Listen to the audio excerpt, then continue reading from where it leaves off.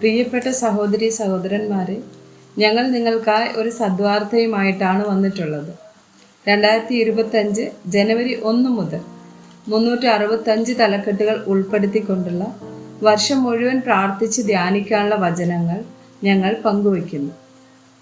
എല്ലാ ദിവസവും ഞങ്ങൾ ഒരു തലക്കെട്ടും അതുമായി ബന്ധപ്പെട്ട വചനങ്ങളും അയച്ചു തരുന്നതായിരിക്കും. വചനങ്ങൾ കേട്ട് ധ്യാനിച്ച് അനുഗ്രഹം പ്രാപിക്കാൻ ഞാൻ നിങ്ങളെ പ്രോത്സാഹിപ്പിക്കുകയാണ്. ദയവായി സബ്സ്ക്രൈബ് ചെയ്യുകയും നിങ്ങളുടെ കൂട്ടുകാരുമായി പങ്കുവയ്ക്കുകയും ചെയ്യുക. നന്ദി.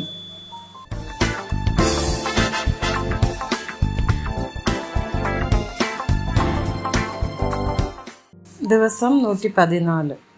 നിത്യത. സങ്കീർത്തനം 90 വചനം 2. പർവ്വതങ്ങൾ ഉണ്ടായതിനും നീ ഭൂമിയെയും ഭൂമണ്ഡലത്തെയും നിർമ്മിച്ചതിനും മുമ്പേ നീ അനാദിയായും ശാശ്വതമായും ദൈവമാകുന്നു.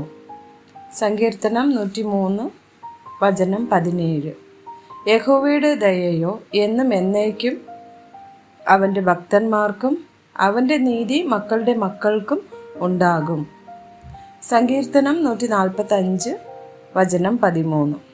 നിന്റെ രാജ്യത്വം നിത്യരാജ്യത്വം ആകുന്നു. നിന്റെ ആധിപത്യം തലമുറ തലമുറയായി ഇരിക്കുന്നു. യോഹന്നാൻ 6 വചനം 68. ശിമോൻ പത്രോസ് അവനോട്, കർത്താവേ, ഞങ്ങൾ ആരുടെ അടുക്കൽ പോകും? നിത്യജീവന്റെ വചനങ്ങൾ നിന്റെ പക്കലുണ്ട്. യോഹന്നാൻ 17 വചനം 3. ഏക സത്യദൈവമായ നിന്നെയും നീ അയച്ചിരിക്കുന്ന യേശുക്രിസ്തുവിനെയും അറിയുന്നത് തന്നെ നിത്യജീവനാകുന്നു. 2 കൊരിന്ത്യർ 5 വചനം 1.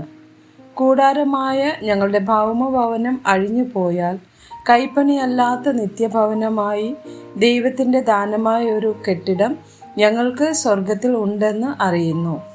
ആമേൻ.